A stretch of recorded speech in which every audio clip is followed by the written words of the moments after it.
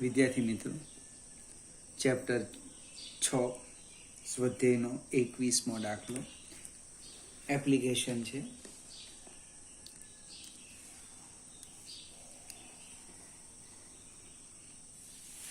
એક પવનચક્કીના પાંખિયા ફરે ત્યારે એ જેટલું ક્ષેત્રફળનું વર્તુળ આવરી લે છે.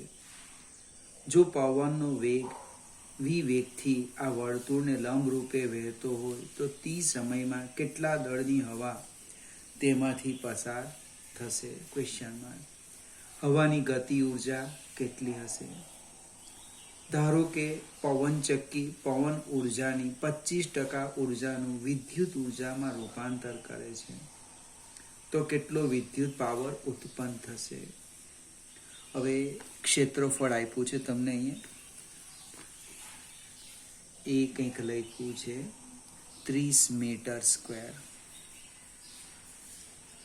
વી આપ્યો છે 36 કિલોમીટર પર કલાક, એટલે આપણે ડાયરેક્ટ લખવાનું 10 મીટર પર સેકન્ડ.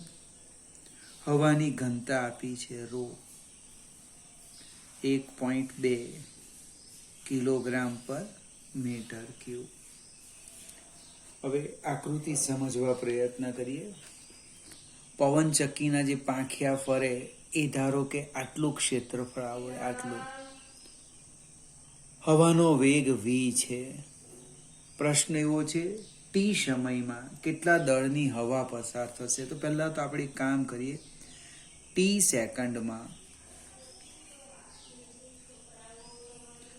સેકન્ડમાં પવને કાપેલું અંતર બરાબર vt. ઝડપ અચળ લઈ લેલું અંતર બરાબર વેગ ગુણ્યા સમય. હવે આપણે જે પાંખિયાની વાત કરી, આ રીતના હું જસ્ટ વિચારું, આટલો ભાગ આવરતો હોય, વીટી અંતર આટલું થવાનું, આટલું ફિગર જોઈએ. આ આપણે ક્ષેત્રફળ લઈ લઈએ. એ પાંખિયા જે ફરે એ દરમિયાન અંતરતું ક્ષેત્રફળ, અને આ જે અંતર છે એ હું ડી બરાબર વીટી લઈ લેમ. તો આનો અર્થ શું થવાનો કે એમાંથી પસાર થતી આ જે એ છે, આ બધી હવા આમ જતી છે, આમ આ રીતે.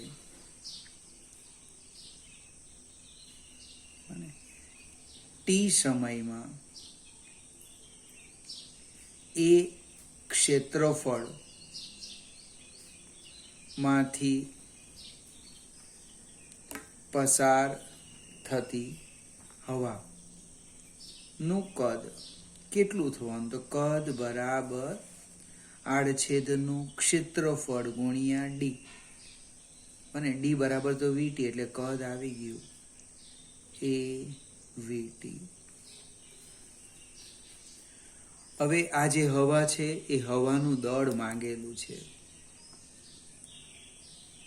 હવાનું દળ એટલે દળ બરાબર કદ ગુણ્યા ઘનતા, એટલે કે m બરાબર રો વી. કિંમત મૂકવી તો મૂકી દઈએ. રો વી એટલે એ વી ટી, એટલે દળ રો કેટલા આપ્યા? 1.2 ગુણ્યા 30 ગુણ્યા 10 ગુણ્યા ટી. આપણે ગણતરી કરીએ. 12 ગુણ્યા 1.2 ગુણ્યા 10 એટલે 12 થવાના. 12 ગુણ્યા 30 એટલે 360 ટી કિલોગ્રામ. પહેલો પ્રશ્ન હતો ટી સમયમાં પાંખિયા પર કેટલા દળની હવા પસાર થશે? તો આટલા દળની હવા પસાર થશે. ટી જોઈએ તો 1 સેકન્ડ લેવો, 2 સેકન્ડ, 3 સેકન્ડ, 4 સેકન્ડ, જે લેવું હોય તે લઈ શકાય. હવે આગળ જઈએ આપણે. એની ગતિ ઉર્જા, બીજો પ્રશ્ન છે, એની ગતિ ઉર્જા શોધવાનું છે. ગતિ ઉર્જા તો કે કાઇનેટિક એનર્જી કે બરાબર 1/2 mv², એટલે કે 1/2 m 360t ગુણ્યા 10^2, એટલે 360/2 એટલે 180 t ગુણ્યા 10^2, અથવા તો કોઈક મિત્ર આમ પણ લખે 18000t જૂલ. એ જે હવા છે એની ગતિ ઉર્જા કેટલી થવાની? 18,000 ટી જૂલ. ટી બરાબર 1 સેકન્ડ, 2 સેકન્ડ, 3 સેકન્ડ, જે હોય તે. ટી એ સમય છે, સમય. ત્રીજો પ્રશ્ન છે, પવન ચક્કી પવન ઉર્જાની 25% ઉર્જાનું વિદ્યુત ઉર્જામાં રૂપાંતર કરે. અને અંદર જે વાક્ય રચના લખેલી છે તે લખવું. ત્રીજો પ્રશ્ન, પવન ચક્કી કેટલા ટકા લખ્યું છે? 25% પવન ઉર્જાનું શામાં રૂપાંતર કરે? વિદ્યુત ઉર્જામાં. 25% પવન ઉર્જાનું વિદ્યુત ઉર્જામાં રૂપાંતર કરે. તો તરત જ લખો વિદ્યુત ઉર્જા. કેવી રીતના લખાય? 25% ઓફ પવન ઉર્જા. હવે પવન ઉર્જા મીન્સ એની ગતિ ઉર્જા, એટલે 25% ઓફ કાઇનેટિક એનર્જી કે, ધારો કે આને હું યુ કહી દઉં અથવા યુ ડેશ કહી દઉં, અને આપણે કે વાપરેલો છે ને, એટલે યુ જ કહીએ. 25/100 ગુણ્યા કે 18,000 ટી.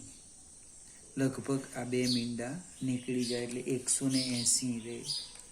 180 ગુણ્યા 25 એટલે 4500 ટી.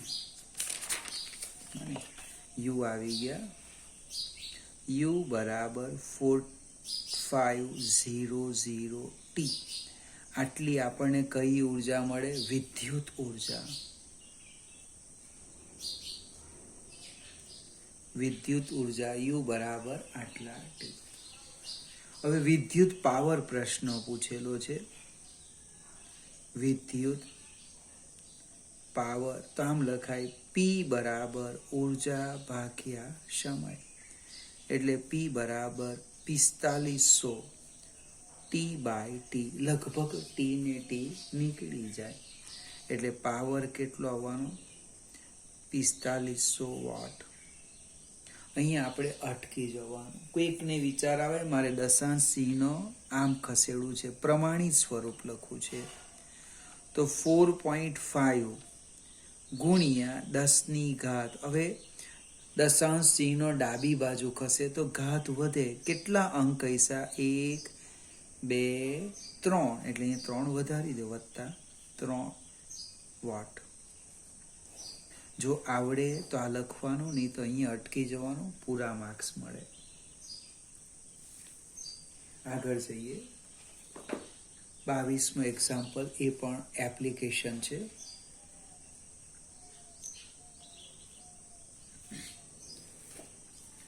વજન ઓછું કરવા માંગતી અને એક વ્યક્તિ 10 કિલોગ્રામ દળને 1000 વાર દરેક વખતે 0.5 મીટર જેટલું ઊંચકે છે.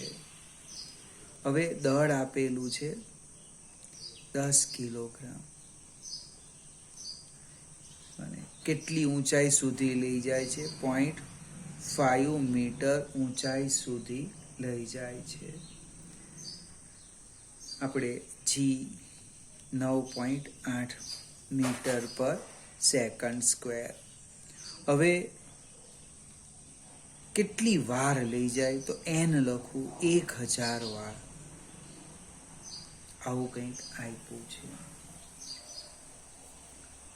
જેટલી વખત દળને નીચે લાવે તેટલી વખત સ્થિતિ ઉર્જાનો વ્યય થાય. ઉપર લઈ જાય, આ રીતના ઉપર લઈ જાય ને પાછા નીચે લાવે એટલે બધી સ્થિતિ ઉર્જાનો શું થાય? વ્યય થાય છે. તેણી ગુરુત્વાકર્ષણ બળ વિરુદ્ધ કેટલું કાર્ય કરે છે? પહેલો પ્રશ્ન છે W શોધવાનો. તો કે W બરાબર N ગુણ્યા mgh. એક વાર ઉપર લઈ જાય તો આટલું કાર્ય કરવું પડે. એ કેટલી વાર લઈ જાય છે? n વાર. અને સ્ટેપની સમજ પડે તો લખવાનું એક વાર માટે કેટલું કાર્ય? mgh. તો તમે 1000 વાર એટલે n વાર માટે કેટલું કાર્ય? આ રફ કામ કરવાનું. એટલે W આવી ગયું nmgh. n 1000 ગુણ્યા m 10 ગુણ્યા 9.8 ગુણ્યા h 0.5. આપણે સાદું રૂપ આપીએ. 9.8 ગુણ્યા 0.5 એટલે 4.9 ગુણ્યા 10 ની ઘાત 1, 2, 3 અને 4 એટલે 10⁴ જૂલ. આ વ્યક્તિએ આટલું કાર્ય કરવું પડે. ત્યાર પછી ખોરાક એટલે ફેટમાંથી કિલોગ્રામ દીઠ આટલી ઉર્જા મળે. અને હવે એને કેવી રીતે લખીએ? તો હું આ શબ્દમાં લખું ઉર્જા. એકમ જોજો કેટલી લખી છે? 3.8 ગુણ્યા 10⁻7 એકમ છે જૂલ પર કિલોગ્રામ. 1 કિલોગ્રામમાંથી એને આટલી ઉર્જા મળે. હવે એ જે ઉર્જા મળે એમાંથી યાંત્રિક ઉર્જામાં રૂપાંતરની 20% કાર્યક્ષમતા થાય છે.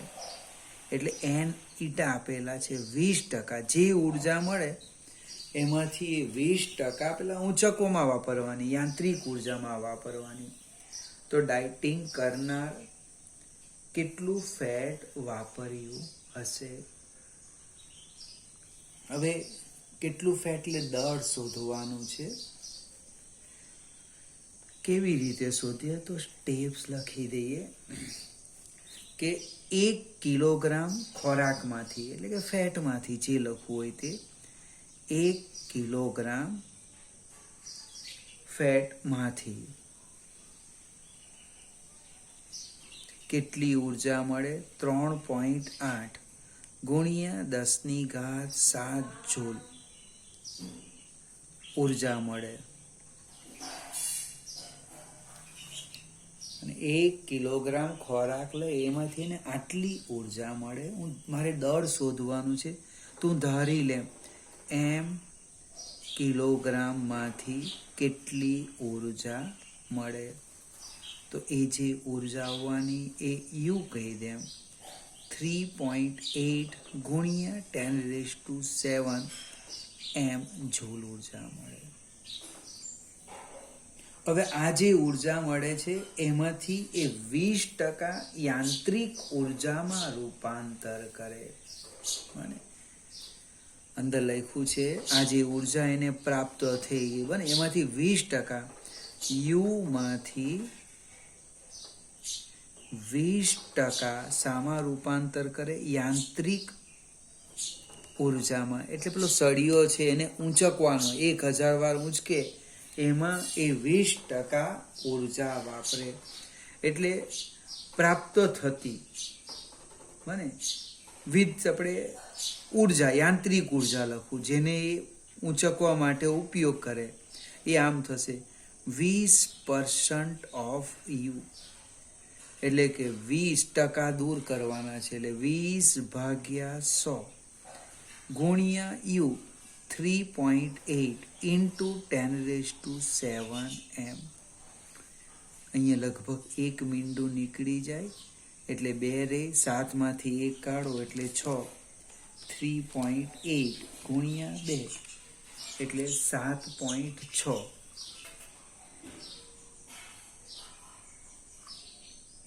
3.8 એટલે 7.6 ગુણ્યા 10⁶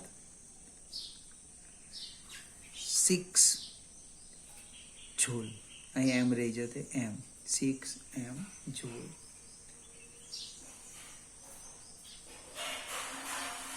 ચાલો આપણે આગળ જઈએ. હવે આટલી ઉર્જા જે મળી એને હું યુડેસ કેમ? આ ઉર્જાનું શામાં રૂપાંતર કરે? પેલા સળિયાને 1000 વાર ઊંચકવામાં રૂપાંતર કરે. એટલે કે W બરાબર યુ ડેશ. W છે મારી પાસે, કેટલા છે? 49 ગુણ્યા 10⁴. સોરી 4.9 છે મિત્રો, એક minute. 4.9 into 10⁴ equal to u dash 7.6 ગુણ્યા 10⁶ એમ. મારે એમ જોઈએ છે. 4.9 into 10⁴ divide by 7.6 into 10⁶.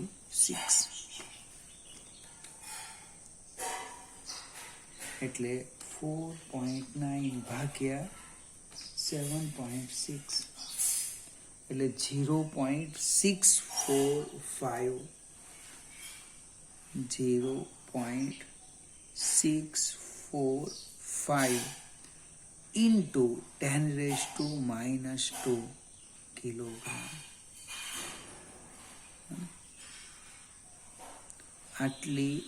આટલું ફેટ, આટલો ખોરાક એનો વપરાશે.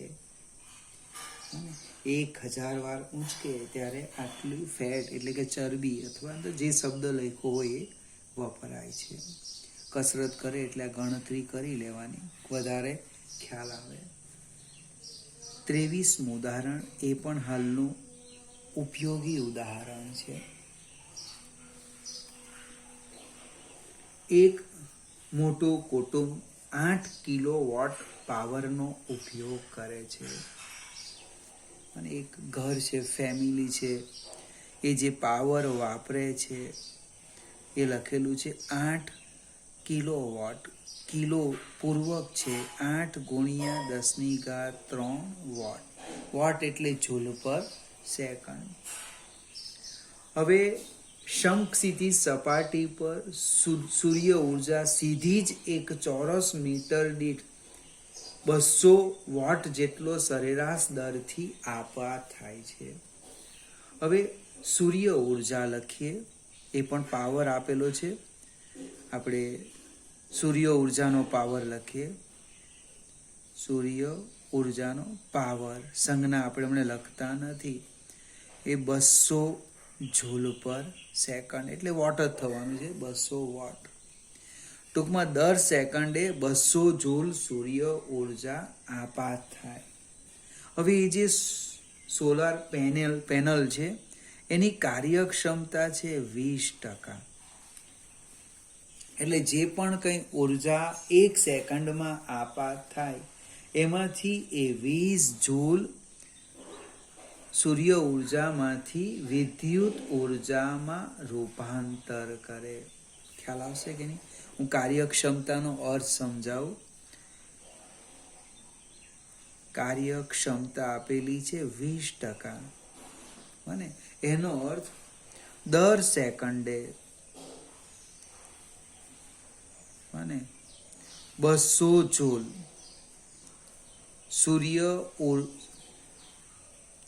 સૂર્ય ઉર્જામાંથી એ 20 જૂલ વિદ્યુત ઉર્જા પ્રાપ્ત કરે. એટલે તમને કેટલી વિદ્યુત ઉર્જા મળે તે મેઇન છે. વિદ્યુત ઉર્જા 20% ઓફ 200 દર સેકન્ડે. યાદ રાખજો, આજે ચર્ચા કરતા છે અહીં આગળ લખી દઉં, દર સેકન્ડે 20% ઓફ 200 જૂલ. એટલે આમ થવાનું 200 ભાગ્યા 100 ગુણ્યા 200 એટલે આવવાનું 40 જૂલ પર સેકન્ડ. ટૂંકમાં તમને 40 જૂલ ઉર્જા 1 સેકન્ડમાં મળે અને તમારી જરૂરિયાત છે 8000 જૂલ, 8000 વોટ. તો સ્ટેપ લખીએ. જો 40 જૂલ વિદ્યુત ઉર્જા માટે, 40 જૂલ વિદ્યુત ઉર્જા માટે લાગતો સમય કેટલો લખી દઈએ? 1 સેકન્ડ. આપણી જરૂરિયાત છે 8000 જૂલ વિદ્યુત ઉર્જા માટે કેટલો સમય? 1 મિનિટ.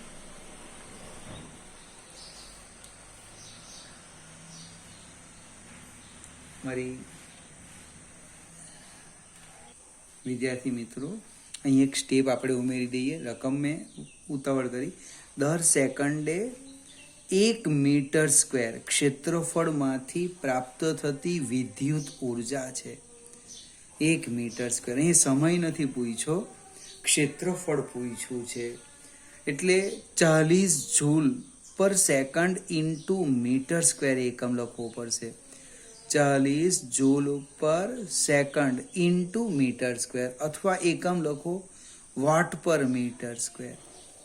એટલે 40 જૂલ વિદ્યુત ઉર્જા માટે સમય પ્રશ્નથી માંગ્યો, ક્ષેત્રફળ લખી દઈએ. કેટલું આવવાનું? 1 મીટર સ્ક્વેર. 40 જૂલ વિદ્યુત ઉર્જા માટે ક્ષેત્રફળ 1 મીટર સ્ક્વેર જોઈએ. તો 8000 જૂલ વિદ્યુત ઉર્જા માટે કેટલું? એટલે ક્ષેત્રફળ આવવાનું 8000 છેદમાં 40. એટલે લગભગ 1 મીંડું નીકળી જાય. 800 ભાગ્યા 4 એટલે 200 મીટર સ્ક્વેર. 200 મીટર સ્ક્વેર જેટલું ક્ષેત્રફળ જોઈશે. હવે એક બીજો પણ પ્રશ્ન છે. પહેલામાં 200 સેકન્ડ સમય આવતે. મને ફરીથી મારી ભૂલ સમજાવતો છું તમને. દર સેકન્ડે 1 મીટર સ્ક્વેર માંથી પ્રાપ્ત થતી વિદ્યુત ઉર્જા આટલી. મને અહીંયા મીટર સ્ક્વેર, 1 ચોરસ મીટર લખ્યું છે રકમમાં. એટલે બરાબર યાદ રાખજો, હા ભૂલ નહીં થાય. દર સેકન્ડ 1 મીટર સ્ક્વેરમાંથી આટલી વિદ્યુત ઉર્જા મળે. અહીંયા પણ અગાડી 1 ચોરસ મીટર લખી દેવાનું. 1 મીટર સ્ક્વેર માંથી દર સેકન્ડે 200 જૂલ સૂર્ય ઉર્જામાંથી 20 જૂલ વિદ્યુત ઉર્જામાં રૂપાંતર થાય. હવે આપણે આ ક્ષેત્રફળને સામાન્ય રીતે જોવા મળતા ઘરના છાપરાના ક્ષેત્રફળ સાથે સરખાવો. ધારો કે આપણું જે ઘરનું છાપરું છે ચોરસ લઈ લેવું. અને જો ચોરસની હું ગણતરી કરું તો એ બરાબર લખાય એલ સ્ક્વેર. તો એલ સ્ક્વેર બરાબર કેટલા? 200. એનો અર્થ એલ બરાબર 200 એટલે √200 10 √2. √2 એટલે 10 ગુણ્યા 1.41 એટલે લંબાઈ આવશે 14.1 મીટર. એટલે 14.1 મીટર લાંબુ અને 14.1 મીટર પહોળું એટલું મોટું છાપરું હોય તો આપણી આ ઉર્જા આપણને પ્રાપ્ત થાય. પાછો બીજો બી પ્રશ્ન છે. 1 મીટર ને તમારે સામા ફેરવવાનું સેન્ટીમીટરમાં તો વધારે ખ્યાલ આવે, અથવા ફૂટમાં ફેરવો તો તમને કેટલી લંબાઈ જોઈએ, કેટલી પહોળાઈ જોઈએ એ ખ્યાલ આવી જશે. ફરીથી મિત્રો, આ 3 એક્ઝામ્પલ એપ્લિકેશનવાળા છે. કદાચ પરીક્ષામાં પૂછાય એટલે ધ્યાનથી જોઈ લેજો. અહીંયા આપણે 6થું ચેપ્ટર પૂરું કરીએ. પહેલા ચેપ્ટરના MCQ જે મોકલવાના બાકી છે હું આજે પ્રયત્ન કરીશ.